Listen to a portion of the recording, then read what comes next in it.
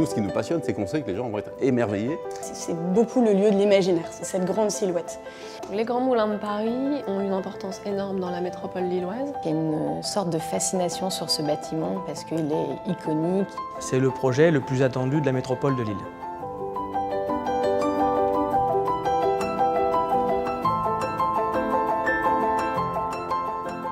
Ce qui nous a passionnés depuis le départ, c'est que bien sûr c'est un bâtiment très emblématique, très visible du grand paysage, mais à l'inverse, ça va être le point de départ de la reconstitution de tout un quartier.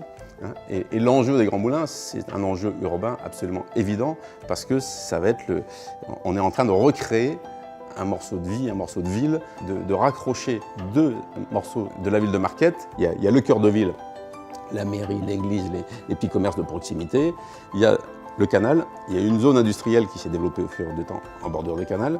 Et puis il y a un autre quartier avec son école maternelle, avec ses habitants, mais qui sont carrément dissociés. Donc ce projet des Grands Moulins est avant tout quasiment un projet urbain. Et ce bâtiment emblématique va créer le lien. Ce site vient réurbaniser une très grande poche à Marquette-les-Lilles et vient après relier Lille par le quartier Saint-André et le quartier Sainte-Hélène. Les Grands Moulins de Paris ont été conçus dans les années 20 par un architecte qui s'appelle Joignot. Ils ont été construits de 1921 à 1923 dans une architecture régionaliste, qu'on appelle néo-flamande, donc qui reprennent vraiment les caractéristiques de l'architecture de la région, à savoir les pas de moineaux, les pignons, les matériaux de briques, mais également l'ardoise pour les couvertures et le bois pour les menuiseries. Ça a été vraiment les deux choses qui nous ont inspirés, c'est sa matérialité, la brique, et la conservation de ses ouvertures. Il y a une atmosphère, il y a une ambiance particulière par ce monument historique.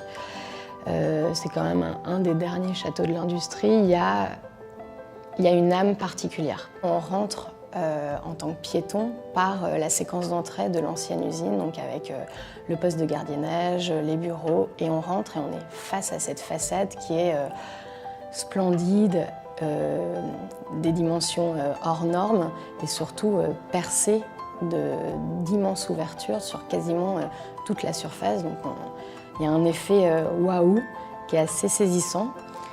Il est visible de tous.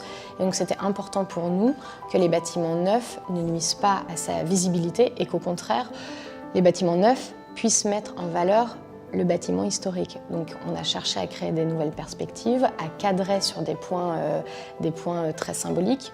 On aura globalement 8 typologies de logements, mais qui seront variables les uns et les autres. Dans les ateliers, on va plutôt jouer sur des logements de plein pied, proches du loft ou de la maison, avec son propre petit jardin.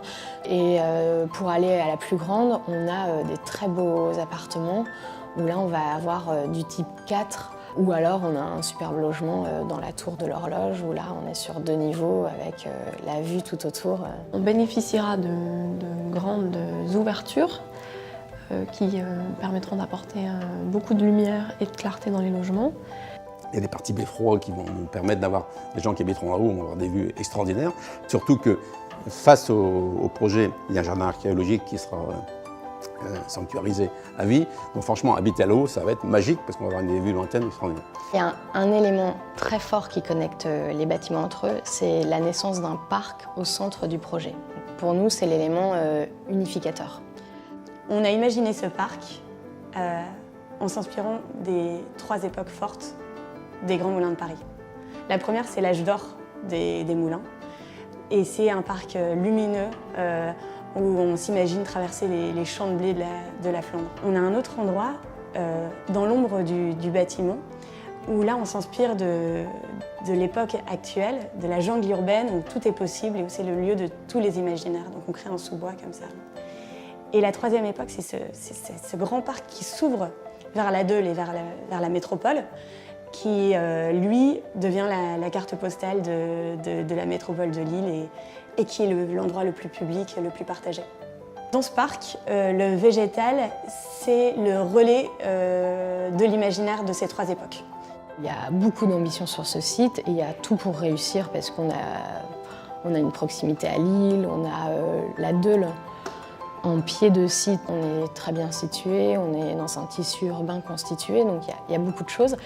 Je pense que quand la première lumière s'allumera dans une fenêtre, tous les métropolitains, tous les gens qui ont vu et qui ont connu ce bâtiment à l'abandon seront heureux de retrouver cette première lueur. J'ai hâte de voir les Lillois pouvoir venir se balader sur les bords de la Deûle et dans le parc des Grands Moulins de Paris.